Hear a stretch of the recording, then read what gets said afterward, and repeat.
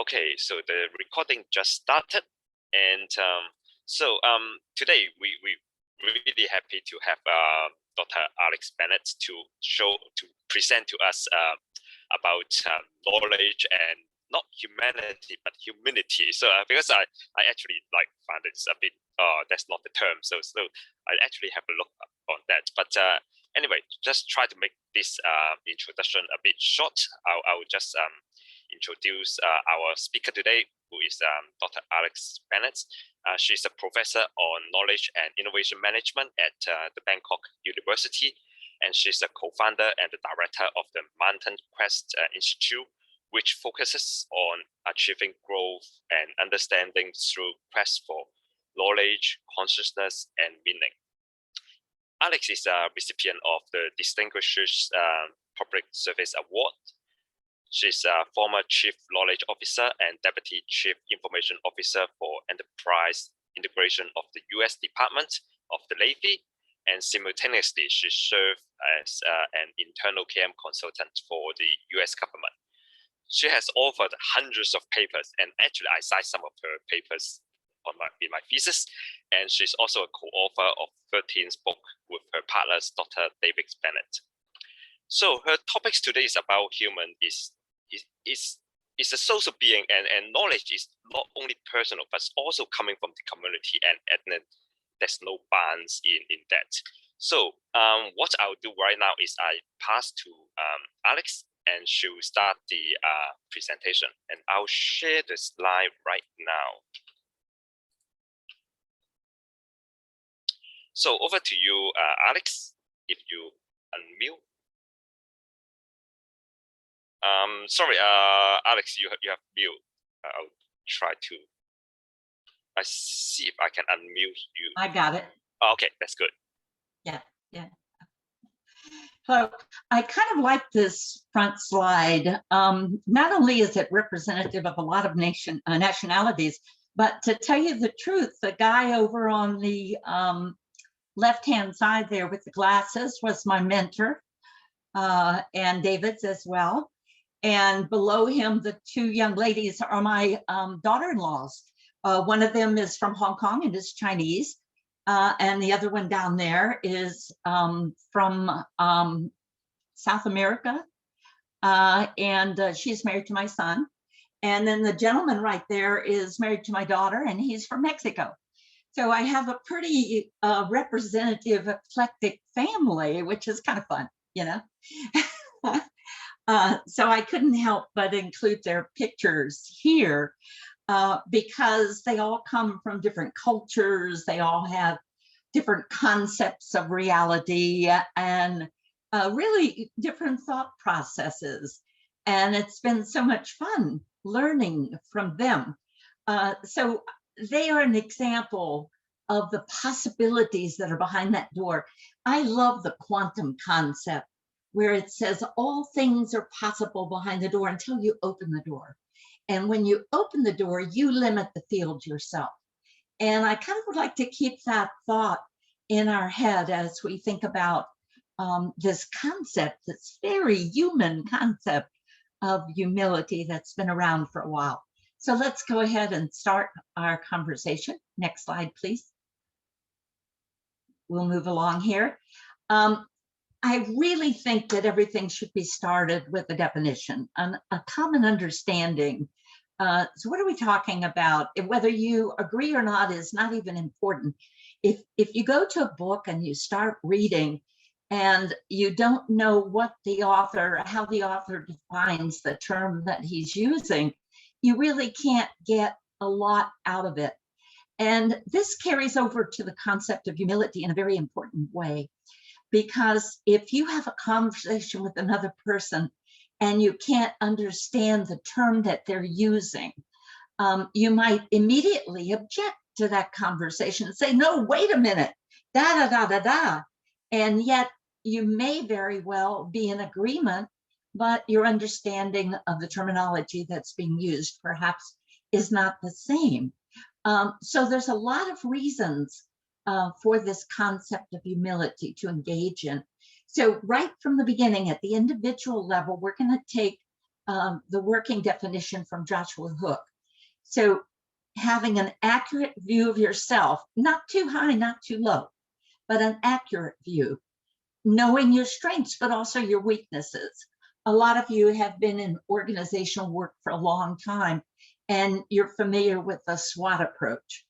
And what you do is you want to know the strengths and the weaknesses and the threats and opportunities.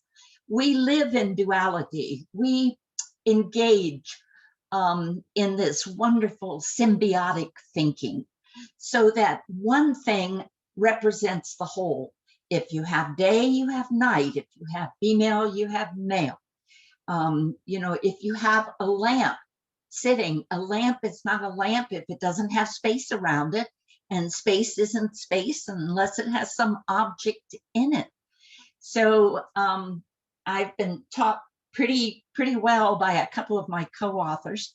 And by the way, along the way, you'll hear things that I've gotten from author, and I may not remember them all. So I'm going to acknowledge it right up front, Arthur. Okay. But also my other co-authors who we've done with these change books, these amazing change books. I introduced them to a couple, but I'm going to introduce them to all of you. The Profundity and Bifurcation of Change. This is book 5. There's 5 books.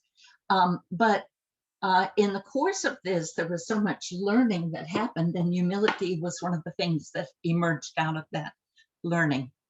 The understanding of how important it is to humans. So knowing your strengths and weaknesses, and also the opportunities and threats that we're looking at, but being honest about these to yourself and others. So there's an authenticity that comes along with the individual level of humility. Then at the interpersonal level, being other-oriented rather than self-oriented. So it's not being selfless totally. It's not the idea that you give up self, because again, at the individual level, you need to know not too high, not too low, having an accurate view. But it is being other-oriented rather than self-oriented, considering how the whole works together. In order to do that, you have to develop empathy. So that's why that's one of the points that's here. We're going to go into innovation in a little bit and talk about that. So let me use that as an example. If I'm an innovator and I'm producing a new product and I'm very excited about it, it's great for me to have my ideas and put them into reality. But if I'm not meeting a need for someone, or I'm not taking into account others' ideas, how effective is my innovation going to be? It's not even going to be used. So it's not going to be very successful financially, certainly, if it's not something that's needed or wanted or understood. So it's really important that we develop as innovators, even this concept of empathy really comes into play, so that I can understand what is needed and what those people that are out there that I think might be able to use my project, my new innovative idea, how to communicate with them, what it is and what it does. So if I come on really strong about it, they're not going to respond very well if they don't even understand what its value is, So it's that, and then knowing the needs and wants of others and taking those into consideration in your decisions and actions, as in the example I just gave. So is there anything anyone else would like to add to that? Any thoughts that these bring up to you? Anyone? I want to talk about how we can actually accurately to view ourselves, because sometimes it's hard. Sometimes we may overestimate or underestimate ourselves. How do we get like the right balance or get the accurate view of ourselves? Well, what a great comment you just made. That was beautiful, because one of our little books is all about balance. And that is a big topic, which we're probably not going to go heavily into, but let's take 1 or 2 points about that. Anyone have any idea to respond to him? How do you judge yourself? Judging, of course, is an innate human quality, okay? And I'm not necessarily talking, and we judge others from ourselves, our own frame of reference, okay? There's also a particularly cultural aspect here. Australians, and this is using a very broad brush, are generally quite modest when it comes down to their personal expertise and achievements. My experience working for a US software company in the past highlighted the dramatic differences there and the damage that it can do when you don't actually understand the cultural differences. So that's just one point I wanted to make. So by understanding that, though, you're able to compensate for it. So once you do understand it, you can recognize that you're coming in a little bit low. Yeah. Oh yes, but trying to overcome the natural Overcome it. reticence of talking about yourself is really very hard. Anyone else? Thoughts? Yes. I think it's Brad here. It's really well timed though. I think I've been doing a lot of just in terms of the work and the thinking that I've been doing. And I think the question is, I think it is around doing the work, right? So for each of us, there's a requirement for us to do a lot of internal work to deepen our self-awareness of what shapes our identity and our socialization and where we grew up, as well as, and through that work, we've gained a better sense of some of our biases, right? We all bias in some way, but being aware of it and understanding what triggers those biases and how to manage them is a big part of that. So this thing around whether it's, whether it's in the workplace or whether it's with social groups or family groups, all of this stems from the internal work that we need to do to gain a better understanding of who we are, to be able to give other people the space to be who they are. That's right. So again, we're back to that subject-object relationship and consciousness and awareness, which starts with an awareness of self. And without an awareness of self, you can't move to the interpersonal level to actually be other-oriented and understand how that relationship is going to be, and perhaps not be in full appreciation even of others. So you're right, it starts with an awareness of self. That's very insightful, and I think we probably could all agree with that. We have a lot of people come through Mountain Quest, and a lot of them are hurting and aching and have things going on, and they're not afraid to share those things with a stranger. They feel pretty comfortable at Mountain Quest. And one of the things I found that's very helpful to them is I give them a little card that can fit in their wallet, a very small little card. And I ask them to write on one side of the card 5 things they've done in their life that have added value to the world or to themselves or to others. 5 things. And they come up with those 5 things, whether they're personal or da-da-da-da. And then you carry that card with you. And every time you're feeling that a little bit low, which by the way is part of the human condition. I guess we didn't say that. But every single human at some point goes through a phase. A lot of the people that appear not to are probably having a harder time with it than the ones that don't appear not to. So we all go through a phase of that I'm not what's expected. I can't do this. People think I'm this, but that's not really who I am, or I don't know, but I'm going to pretend. I'm going to come out stronger. So this little card, when you pull it out, when you're feeling a little low, and remind yourself of the things that you've done and the value that you've added to this world, which is so cool. Another thing that's really important for us to understand before we move onward is that each and every person is unique. And this is really important to humility, to understand that no 2 people, scientific fact, no 2 people have ever been and ever will be alike. Between the differences in DNA, they may be minimal differences, but the experiential part of our lives, we're experiential learners. And between the cycle of experiential learning and the differences that each and us, every one of us has, whether they be physical, mental, emotional, spiritual, we each are one neuronal firing in the universal brain. And it's only when all of those firings work together that we actually are able to learn and grow as a family, a community, a country, a world. So as small as we are, as infinitesimal as we are, as large as we are, there would be no living if all of those neurons weren't firing and working together and creating patterns. So let's go on to the next. Thank you all for your contributions. Next slide, please. Yeah. So we did a research study over about 18 months. And this just gives you an idea of it. What was very interesting for me to find out is we have a large flow of international people who visit us at Mountain Quest.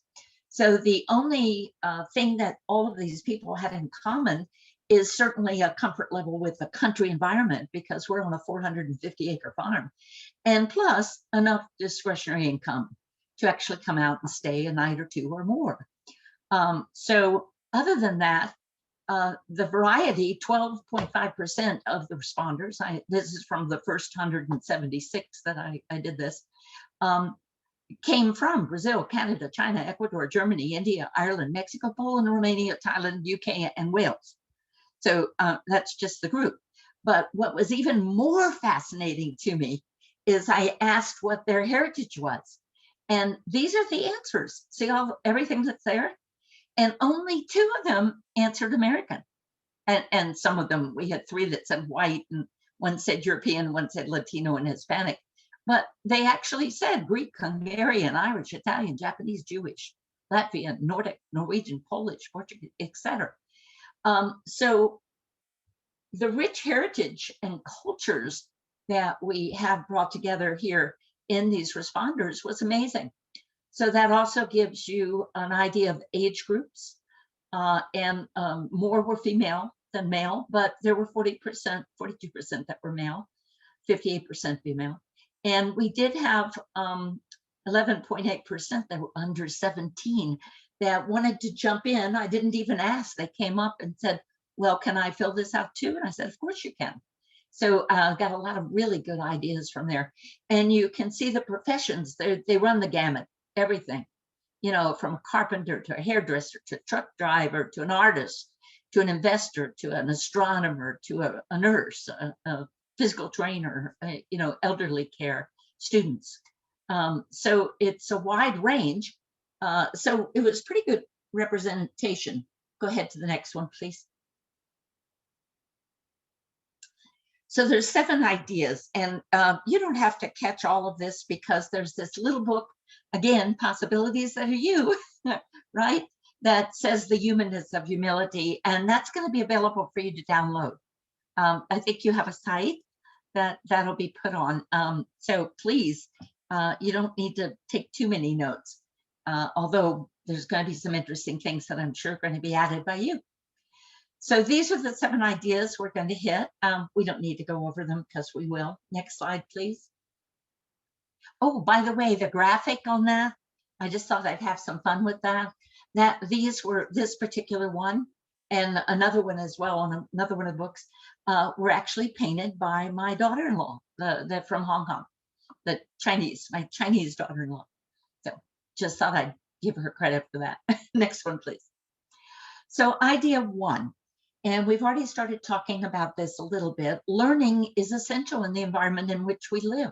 We call it KUKA, you know, accelerating change, rising uncertainty, increasing complexity, and for goodness sakes, the anxiety that emerges in each of us from that complexity and uncertainty and change.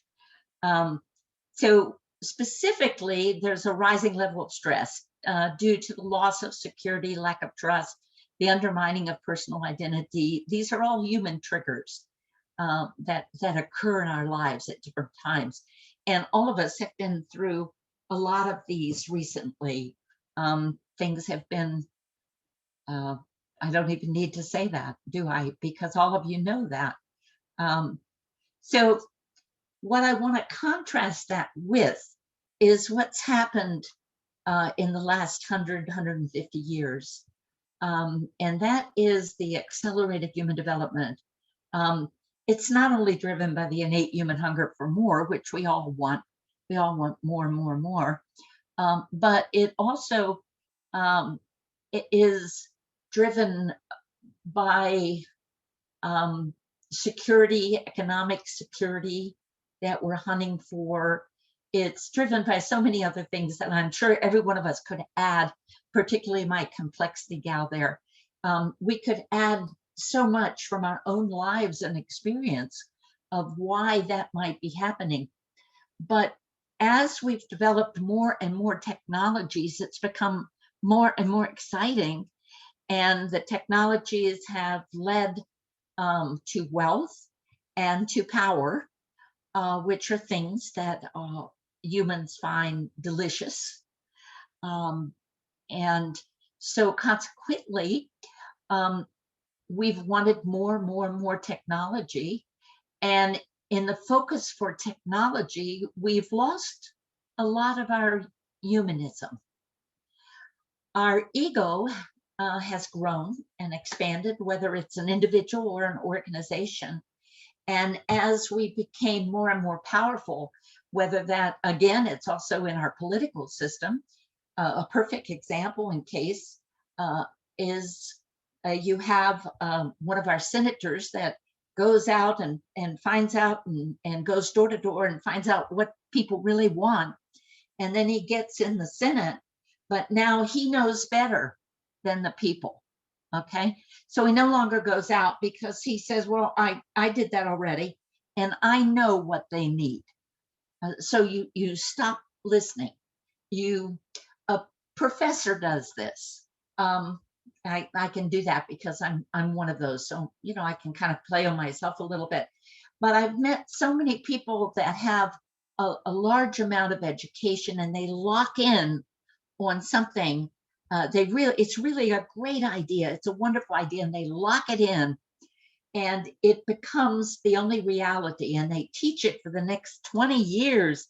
Every university student that they have, this is it, this is it. And yet 2 years later, something else emerged that takes it the next step. But for 20 years, the students that come out of his classes don't have a clue about that thing because that wasn't as important as this to him. So he became his knowledge and ceased being a learner. So no matter what you have learned in school, what you were told, that people are objects, people are nouns, they are not. People are verbs. Just take a look at your gut. Everything's moving every second. Every bit of us is moving continuously. So you are a verb. And you are changing in the instant at hand. And the way you respond to something we talk about tonight, you can have the same topic tomorrow, and you will pull up and create new knowledge in a new way and respond in a different way tomorrow. It's just who we are. And from the very exchange that we have now, a comment, we started talking about this in our small group that comes up. All of a sudden you have a new concept that triggers something. And so tomorrow I'm going to look at something a little differently than I look at it today. Not only is the situation going to be different, the context is going to be different, but the way I connect it together within myself. My mind is an associative patterner. So something triggers and I recreate the pattern. And so I'm going to present it and talk about it in a different way. That is why questions are so important in our conversations, because they trigger a response. And through that question, we can have a larger connectivity to the other who is asking that question. So Also, part of this accelerated human development, mental development, is due to the competition. And because our egos expand, now ego is I'm right, but arrogance is I'm right, you're wrong, and I'm not listening, okay? And unfortunately, in this technology surge over the last 100 years, and more recently over the last 20 years, not only do we have egos that have expanded, but they in fact have moved into arrogance. And while egotism closes the door to learning, arrogance builds forces that lock that door, okay? I'm not listening, okay? So in that expansion of our mental capabilities, we've forgotten the nobler parts of humanism. And that's why humility is coming to the fore and is so important for us to understand. Next, please. So I'm not going to go into everything except to say that we need to bring this mental approach into balance. And as we moved with a focus on technology, and that's why knowledge management is so important. Let me bring that in because I want you to realize how important this field is. When knowledge management started, KM, it wasn't about knowledge at all. It was technology. It was a technology development. And it was tied to technology so that, in fact, it would get funding. IT funded it, and the systems they were making, the knowledge systems, quote unquote, were all about making things more available to the human. And that's the knowledge piece that they were bringing into systems, trying to bring in the context, bring in a way to communicate and tie that and bring in all the different pieces of information that needed to be tied together and giving you examples of how to do that. So those kind of things started to come into our knowledge systems. But the neat thing about KM is that the knowledge word was left in there, okay? Now, you can't manage knowledge. We know that. Really. You can't control knowledge, but you can manage the environment and you can manage information that creates knowledge. What is knowledge? Whether you believe it's, go back to, the early Greek justified true belief, we use the definition, it's the capacity, potential, or actual to take effective action, and they're the same thing. Justified true belief, you believe something is true, and it's justified true because you acted on it, and that's what happened. So it's the same concept. The reason that we add potential and actual, we started to talk about in our little breakout group, is because you plan for the future. You send your child to university, hopefully to learn some patterns that will be effective in their future. Certainly a lot of the information will change, but you hope that you'll create the thinking patterns and the understanding of relationships that will serve them well in the future. So that is, by the way, my husband's cuckoo clock. I mentioned it an hour ago, goes off on the hour.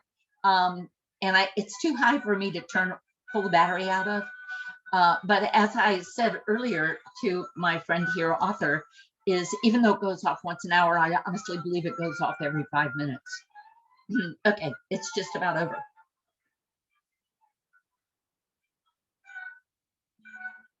That was our meditative 10 seconds. Okay. Knowledge management, because of that knowledge word, started bringing us back to a focus on people, and started to bring the management field back into balance. Well, the same thing is happening now with the human. Because of all of this last year with the pandemic and the economic and the larger ecosystem of our earth, all of the things that are happening and continue to happen, people are beginning to open up and realize the power of our strength in the spiritual, in the larger connection to the larger ecosystem, the larger whole of humanity. And I believe this is happening. I'm a very positive person and believe that we're moving toward this. So I have provided the definitions for spiritual, with soul representing the animating principle of human life in terms of thought and action, specifically focused on the moral aspects, the emotional part of human nature, and the higher development of the mental faculties. Spiritual meaning, of course, standing in relationship to matters based on the soul. So with this definition, we move forward to talk more about humility. Next, please. It has a long history with humanity. You can go back to all the biblical references. It's used as the antithesis of pride. And it goes on and on and on. And in the Greek language, there are two words for pride. One is similar to being haughty, and the other magnifying oneself. And the other is referring to being blind. These are your two extremes, okay? There's actually several more Greek language words that infer something in between, but these are the two that specifically talk to pride. So in order to understand humility, there are various characteristics that are compatible with it and that are counter to it. We live in a dualistic society. And again, I go back to the symbiotic thinking, where in order to understand one thing, you have to understand the whole. And so that requires us to, what is the other thing that's part of the whole? When we focus our thought, and I am one of those people that believe in the power of thought, and that thoughts actually have frequency. And we're not only an associative patterner, but our brain mind is also an associative attractor, which should be a topic that would take a little longer to talk about and why that is so. But because of that, when we focus on one thing, we're focusing on the whole.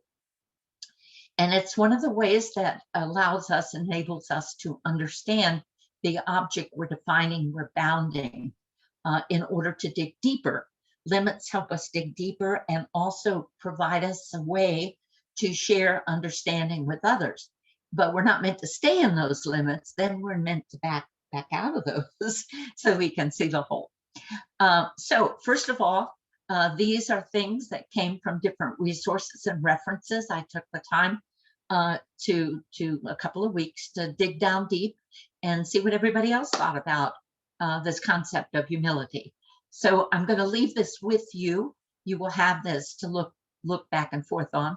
But it basically is the listening, the willingness to listen, honor and seek truth, versus broadcasting, talking too much, voicing preferences, etc., boasting. Receptive to difference and new ways of thinking. I'm either open to it, I'm teachable, or I have that arrogance. What I have to say is more important. I have an inflated view of my importance and gifts and abilities. Oh, and it has a 4 in there too. So clearly that ability needs some work. And better than others, unteachable. Or I honor others, I serve others, I focus on others in service, other over self, but not overly so. And selfishly ambitious, greedy, lack of service. Serve me, meet my needs. Next, please. And here's some more. You either seek input and perspectives of others, etc. Okay. And if I'm wrong, I'm going to say I'm wrong. Or the opposite would be I'm defensive of criticism, I'm devastated or even angry. If you say something about me that I've done wrong, I don't perceive that I did it wrong, but dismisses instruction or correction. Then there's the honest, open about who you are, areas that need growth and awareness of your thoughts. We started talking about this in our earlier conversation. And the opposite of that is perfectionism, which I'm going to take exception to in a few minutes. So remember that word perfectionism. Hide thoughts, minimizing your own shortcomings, etc. Then you're gladly submissive and obedient to those in authority. In authority, you recognize their authority, or you resist their authority and you're disrespectful, okay? You're gentle and patient, you show gratitude. What happens when you show gratitude? Anyone? What happens when you show gratitude? Why is that important? It makes people happy and connects people with each other. It's always good to get that feedback. That's how we learn, right? Mm-hmm. Anyone else?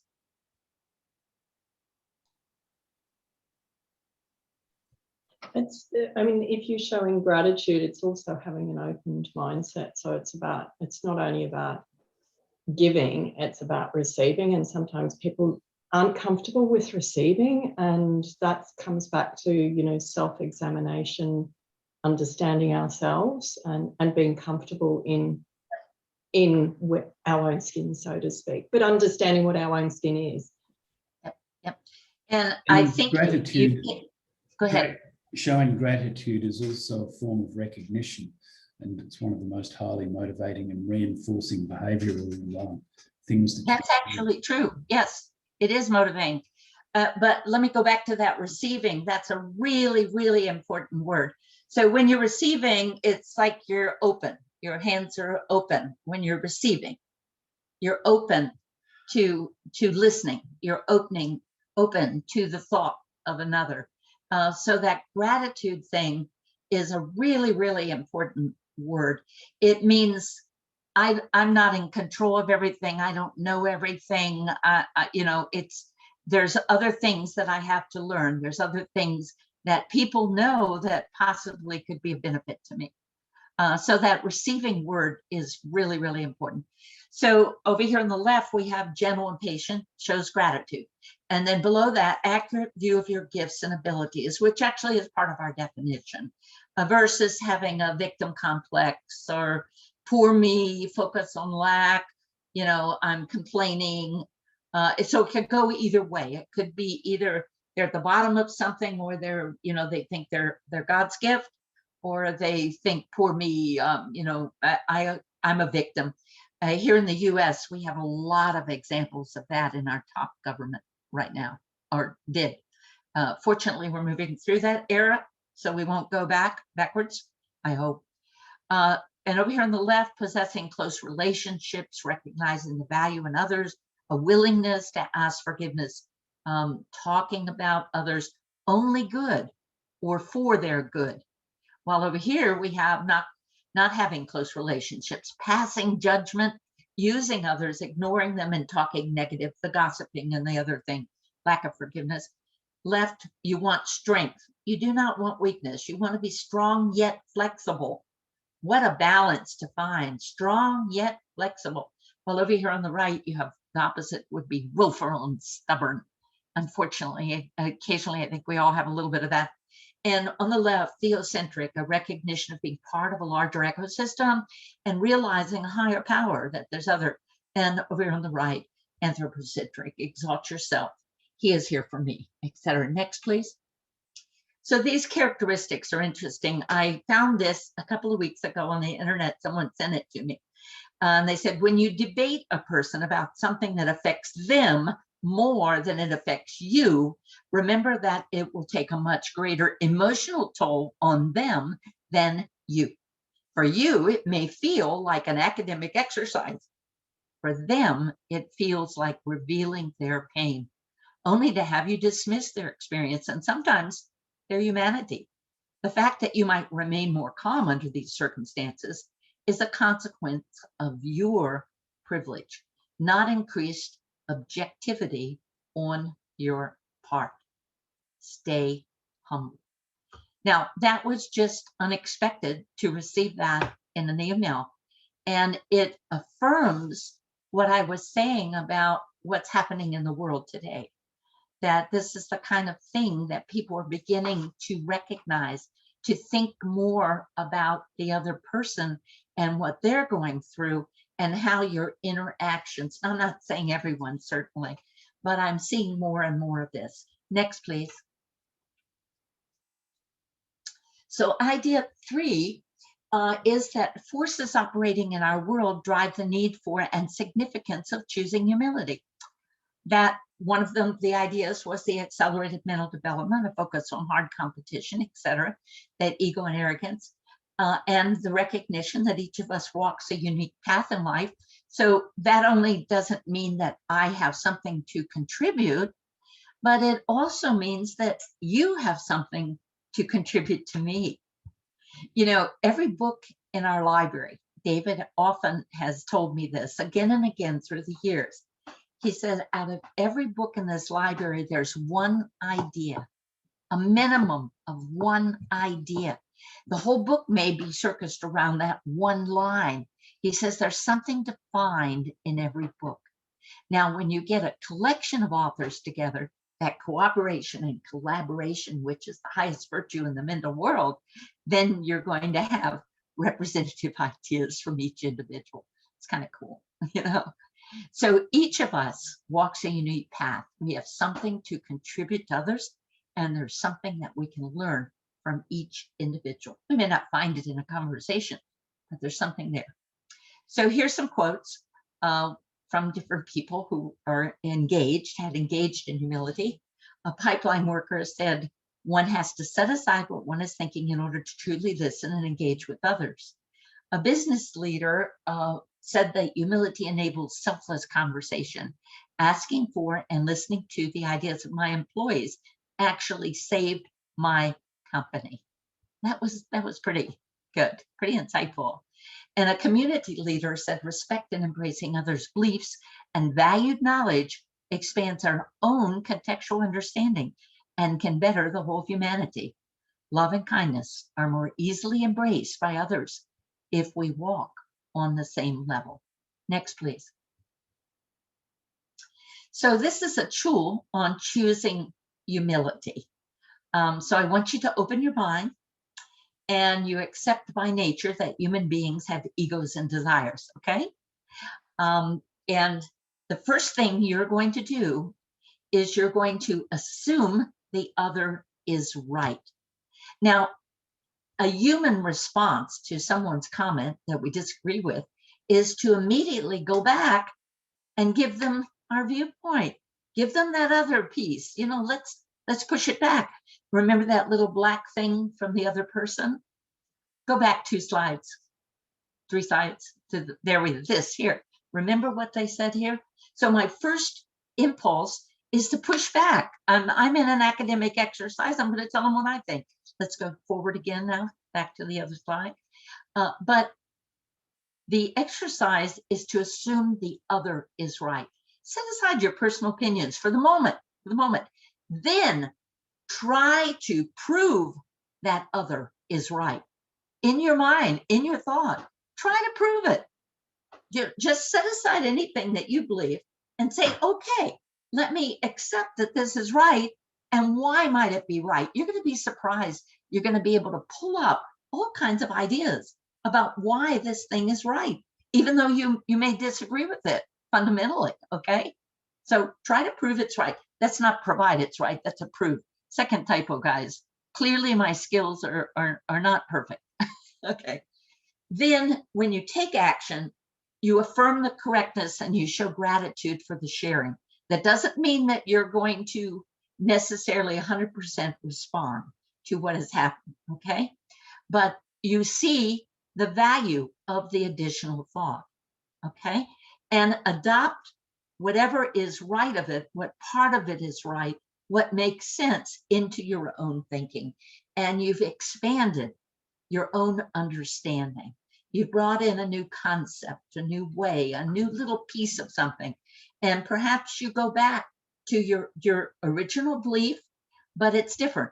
It's now different because you have brought in other ways of perceiving it and looking at it. And finally, the last step is ensure that your motive is the search for truth, okay? Motives count. Motives count. Okay, next slide, please.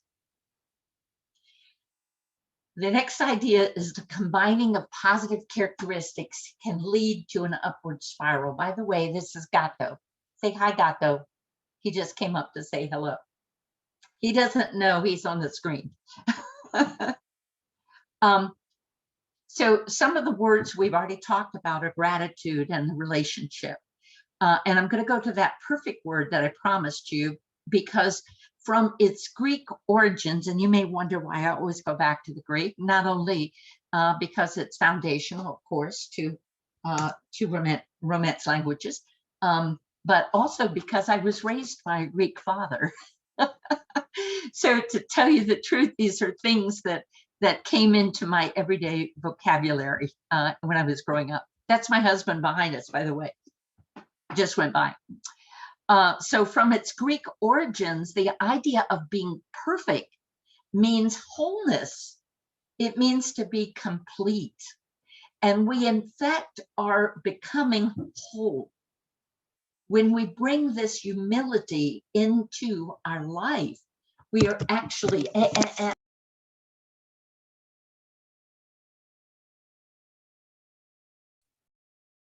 Sorry, you have muted by your cat. Yeah, my cat Okay. did that. Yes.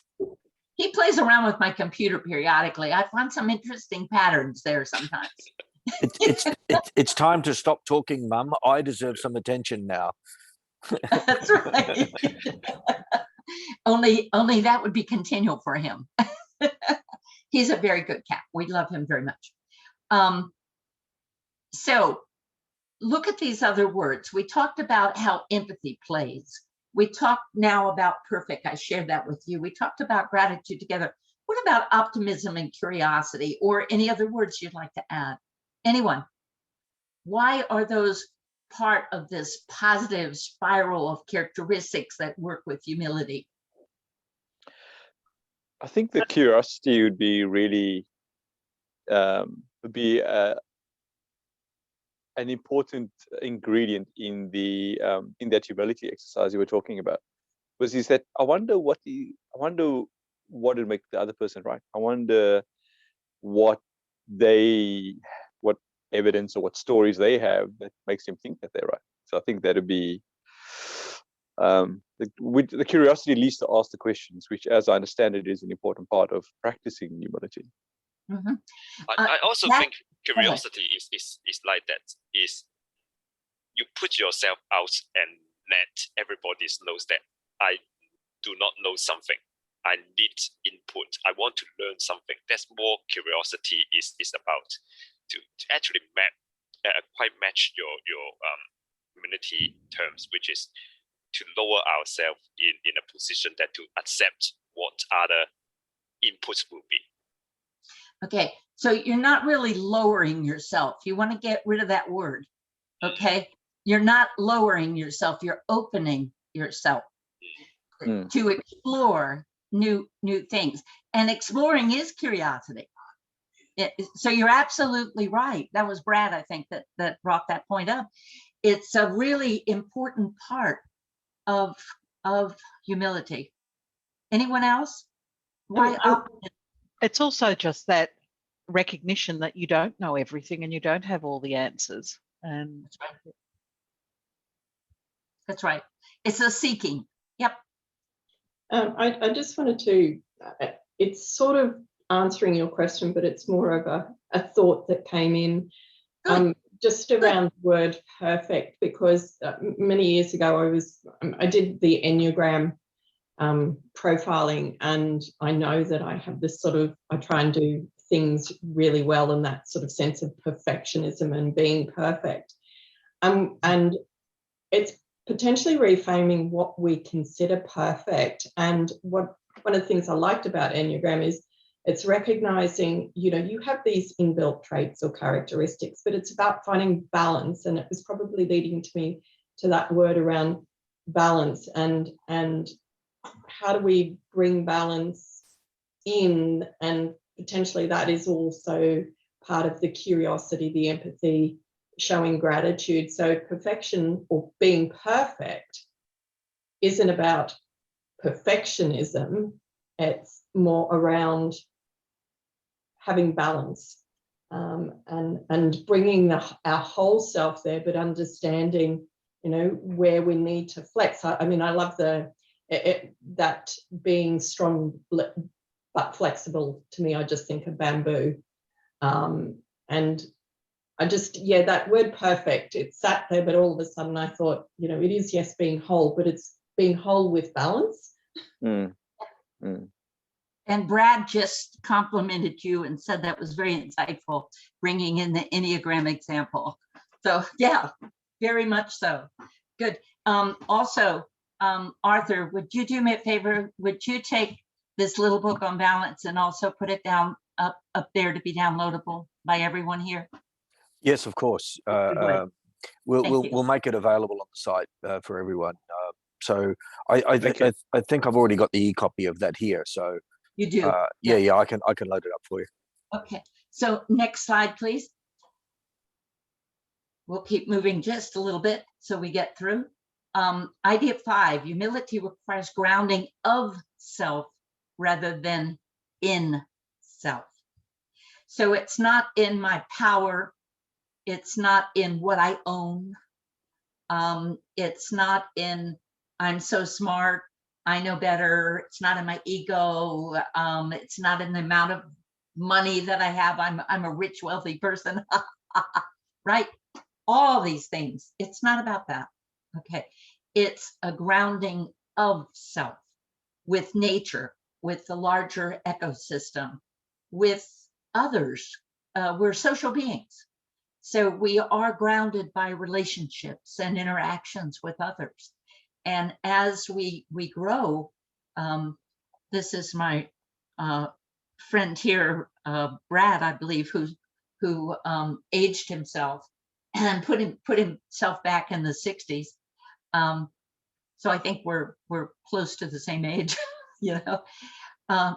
It's about, through those years, learning the importance of morality, the importance of faith, the importance of service, and the importance of joy and love in our life. We go to those things, those deeper things that are within, moving from the external environment. And there's nothing wrong with balancing yourself with physical things. We are part of physical reality. It's just when they take over, when they have control of who we are, because that's not at the core who we are. That's how we live. That's how we have our growth experience. That's how we learn and grow and expand, certainly in the physical reality, but it's not who we are. So this is an important point, is grounding ourselves, the of self rather than the in self. Next, please. Any thoughts anyone want to add? Alex, one of the things that I often find myself saying that's very related to what you just said is, and maybe this come from you anyway in the first place, who knows, out of one of those conversations. But I've been saying to people, don't get who you are mixed up with what you are. Yeah. And people identify themselves by their title, by their position in the hierarchy, by who they shook hands with, which politician they're aligned with or unaligned with. But that's not who you are at all. And I think that really goes to your point. That's excellent. Thank you for adding that. So here's a little tool, grounding through nature. And basically the way we walk through, okay, he's peeling off, Simon, but thank you. And I know you'll take a look at those little books.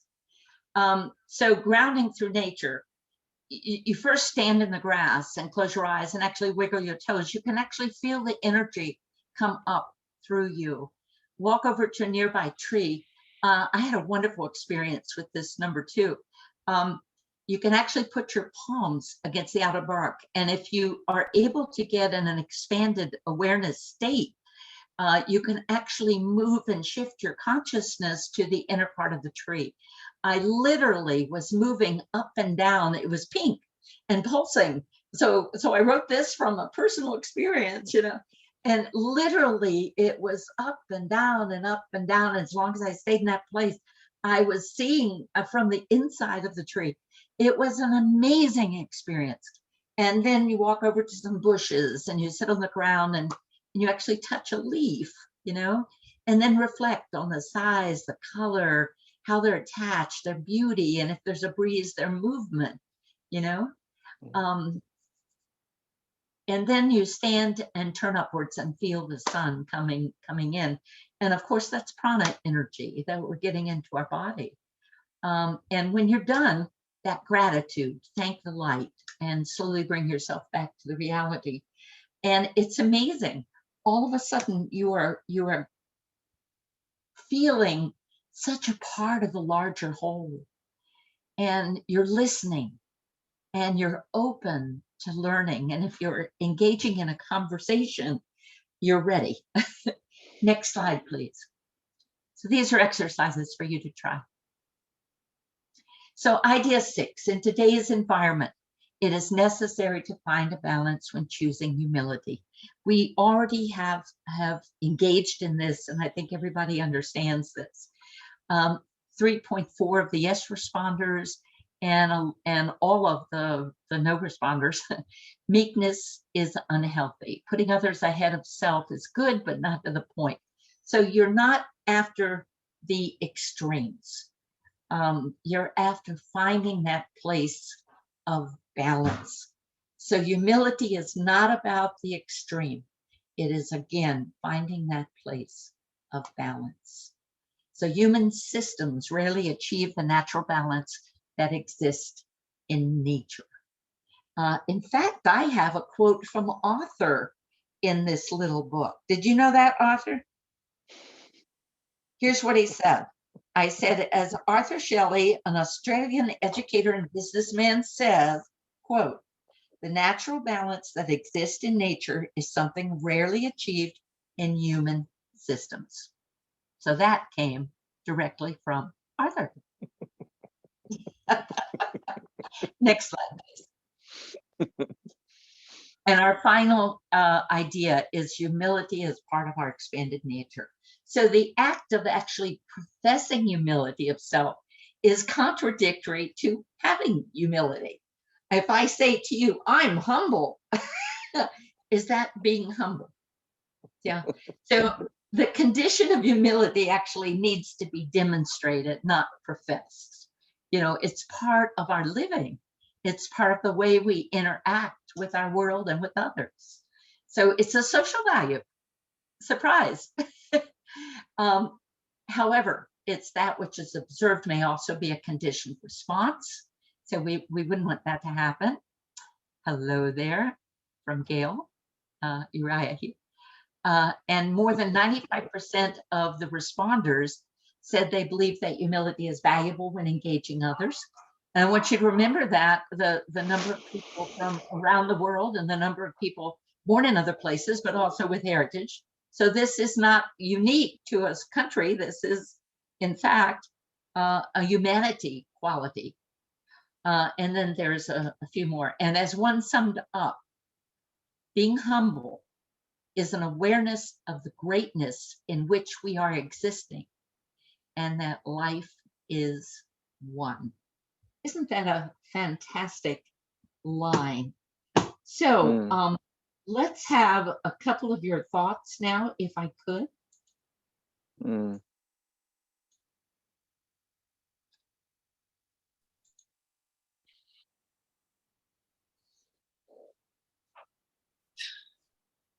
There's a lot to reflect on. Yes, it is. I'm processing it. There's I'm reminded of Richard Raw's book, Everything Belongs. He's a Franciscan monk, and obviously writes from the Christian tradition. But there's this. It's fascinating how in so many spheres there's this underlying message and behaviors around separation. So you're part of this team, you're part of this organization, you're part of this industry, and we have different professional bodies. You know, KMLF being a case in point, and we create these little mini cultures that can appear to be exclusive. So you know, if we thinking about what you've been sharing around humility, it's as a profession and as people, how do we reflect this humility in including others, particularly in for those of us who are internal or external consultants? You know, it's like we've often spoken about, you know, how we beat our heads against the wall, but can you not get this, and this is so frustrating. because we're seeing it from our perspective as, KM is so easy. If you just did these things, it'll just make the organization function better or make your life better. But I think coming back to one of your exercises, Alex, around, what if the other person is right? That I think as a consultant, or as somebody trying to show someone a different view or fresh perspective, it's important that we sort of, bite our tongue a bit and try and put ourselves in their shoes and what's their experience of what's happening. Yeah. So those are just some thoughts at the top of my head. Good, thank you. Anyone else? So Marcus. we're all, oh, go ahead. Yes, Please. again, I'm interested to how it relates to other things that are topical at the moment, and it's very good. Thanks for the comprehensive but summary in such a short time, done well. It's a couple of things that are quite trendy is word I'd use, but been kicked around a lot in the last 5-10 years, is emotional intelligence Right. and self-awareness. They're both very high up there in terms of corporate speak, probably for good reason. And I think they touch on this notion of humility. I think they probably all intersect to some degree. Absolutely. So that's just one thought. The other thought that comes across that resonated with me is the relationship between this and the work that's being done around improvisation. And I don't know if you do any work or you know where I'm coming from there, but the whole notion of responding to people in a both and context, rather than reacting and defending your current position. So in practical terms, the focus on improv probably comes in here somewhere. Who is that talking right now? Is that Marcus? Marcus, yeah. Okay, all right. Good. Yeah. I really liked your idea about bringing emotional intelligence into and relating it. Certainly is related. And in the world that we've gone through this last year, the entire world, I have some really good data that's beginning to happen.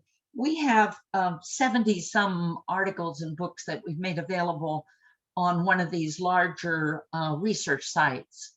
And every week, hundreds and hundreds are downloaded. And what has happened over the last year is a little article that I just threw up there because I did it years ago when I was becoming a Reiki master. I threw this Reiki. I did a little research thing and I put the paper up there because I thought maybe somebody would be interested. It's the most downloaded next to a leadership book. People, it has just increased. People are hungry for the spiritual. They're looking for answers. And that was an amazing statistic to note. And I was you probably wonder why I'm so optimistic, but things like that are starting to come into my awareness that this is actually happening. And I wanted to ask you, Marcus, with that in mind, this last year and what we've been through and recognizing how important emotional intelligence was, it actually came out right before the turn of the century and caught on at the beginning of the century. And then about 2010, 28, maybe, a book called Spiritual Intelligence came out. Didn't catch on quite as big, but also became a piece of that pie that we were looking at. So we moved in our progression, looking at organizations from a focus on the physical to now bringing in the mental and recognizing the importance, then recognizing you couldn't leave the spiritual out of the formula because that's where a lot of our judgment comes from, and then recognizing, well, the spiritual, the emotional, the importance of emotional in the interactions, but then recognizing the spiritual because that's where a lot of our values are held. I'm not talking about a religion. I'm talking about the larger concept, okay, as we defined earlier. So now we have all of that. What is coming into play now that's really, really important? Marcus, you You introduced that pattern for us. So what is it now, do you think, that's emerging, that's important now? Brad, you might have an idea about this as well. What is the thing that's most important to bring into our workplace, to bring into our everyday lives? We have the physical, we brought in the mental, we said, yeah, that's important. We said the emotional talks about the interaction with others, and the spiritual gives us a judgment, the ability to that, to bring that in. Where are we now? Thank you, Nikki. I'm not sure. Well, there's kind of this thing that's happening, and I'm just going to throw this out to you. There's this amazing thing that's happening that really is bringing those values to the core.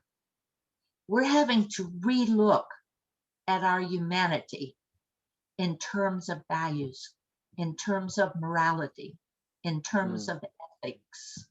It's all coming back and hitting us in the face in terms of truth. We brought that up earlier. There's got to be something that takes that set of things and moves us into the future. And I challenge each of you to think about what that is. That's where we need to push, where we need to put out in front, where we need to take that next group of things, which is going to have pieces of things that we all already have, but a refocus on how can we take humanity to the next level.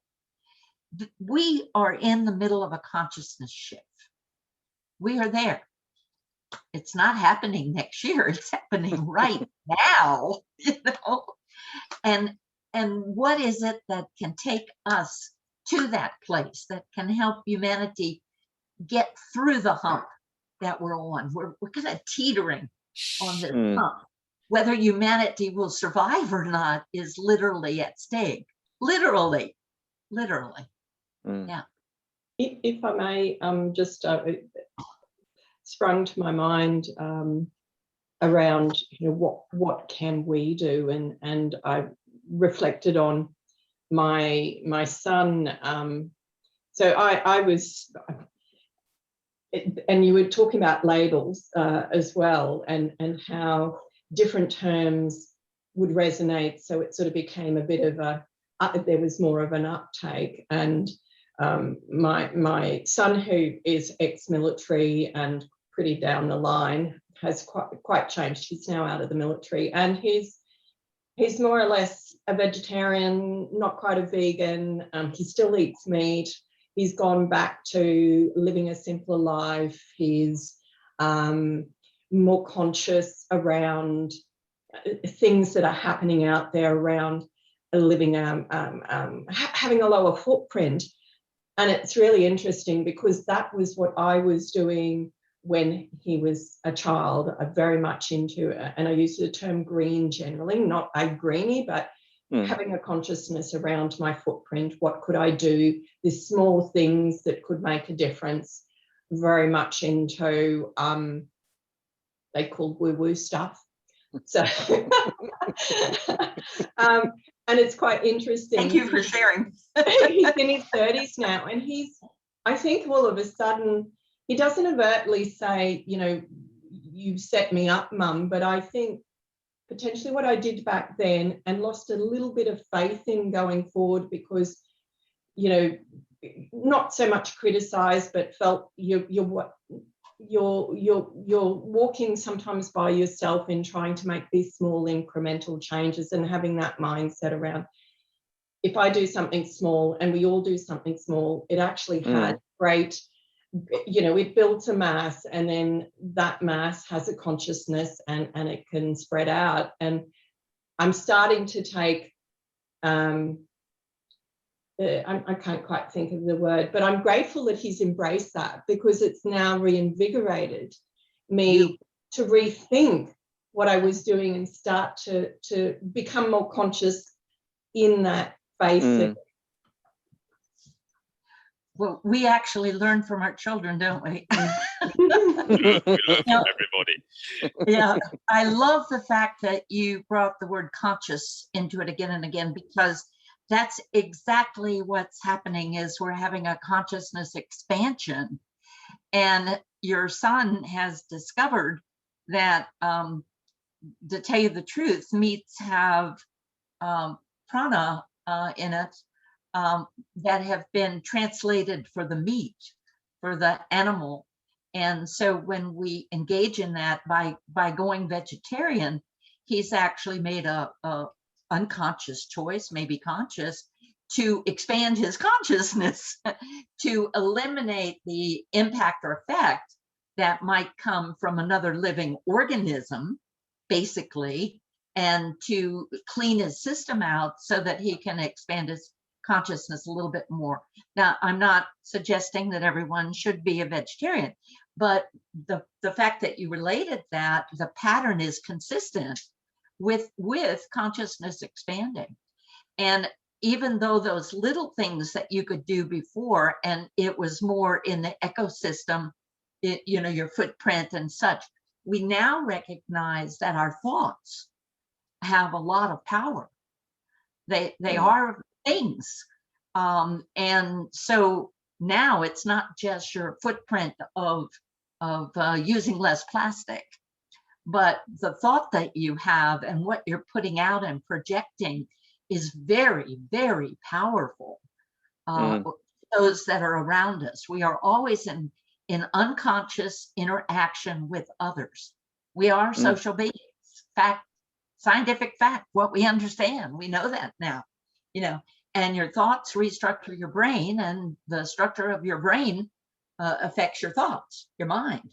Okay, mind being the neuronal firings and the patterns of the mind. Okay, so you have more power now to make a larger difference because of that understanding.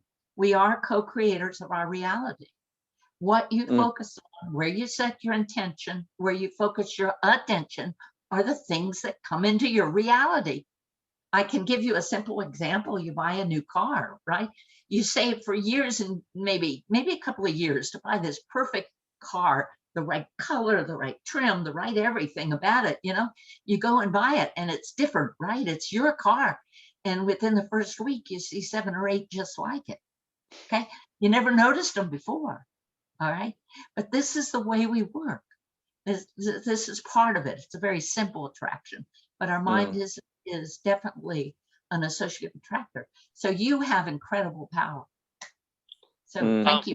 Yes, I'm aware of the time, so yeah, I think we need to wrap up soon. But yes, I'll let Alex to summarize her talk right now, and yeah, we can. Actually, I really think that I've said enough. But if anybody has questions or thoughts, I really would love to go another 5 minutes or so, listening to what you have to say and perhaps responding. And actually, we are co-creators of our reality. Yeah. Yes. Actually, I want to respond to Alex's question, which about how we can push humanity or to the next step. Actually, I'm thinking about the reason why we start to not question ourselves, but more focus on humanity. Is that because we have so much material or physical things that right now that it start to overwhelm ourselves, and we start to want to get back to the balance, to more like a basic, rather than keep pursuing the more material kind of living style. Is that part of the reason why we start to question our way of living, or that kind of? I certainly think that's part of it. Also, you've probably all noticed, you've been around living long enough, that humans get bored. We do need excitement in our life. We do need change and shift, and even owning things. Sometimes they get very heavy. You buy more and more and more and more, and now it's heavy. It keeps you from traveling. You worry about it. You have to buy systems to protect it. I mean, all of this stuff, you know, even these physical things that we think we want, And then let's say you always wanted a boat. Well, you get a boat. You know how much care it takes to keep a boat in the water? You know? So I'm just saying anything that you think is the answer, once you have it, is not the answer. You have something new that you want to go after. You know, this is who we are. And there's nothing wrong with that. Now, there's one, I do have one thing I'd like to say. Anyone else want to say a remark first? Just coming back to your earlier question around what can we do differently, I think. And something that's been passing around in my head a bit is the work from M. Scott Peck in his book, The Different Drum, around inclusiveness. You know, so rather than looking at the other and excluding, what we can do in the context that we work and live in is to bring an energy and a mindset of inclusiveness. Is that, you know, I want to hear you, I want to listen to you, I want to ask questions because I'm curious about what's happening for you, rather than, as you said, you know, making these statements and, you know, saying this is what I think the world is, this is what reality is, when it's not.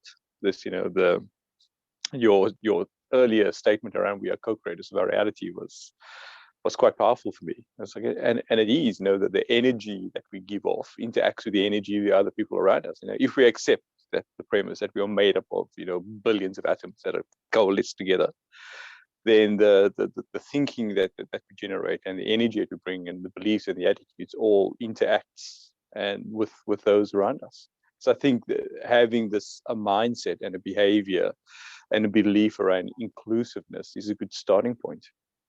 Particularly for you know, being change management, it's always a good starting point. That's right. That's right. And it also is very powerful in terms of the intelligent social change journey that we're all on. And in that journey, we start with cause and effect and logical thinking. You know, and we're, as kids, we study for tests, we get a good grade, we break the law, we get put in jail, right? Okay, cause and effect. And pretty soon we begin to see those patterns. We move to that second phase that we all understood a little bit, and we talked a little bit about, which is actually co-evolving. It's where we have higher level conceptual thinking. So now that I can be in the now of the moment, and I can take the patterns from the past and I can extrapolate them into the future. So all of a sudden I have the 3 parts of time that I'm working with, you know, and I'm able to bring into my life.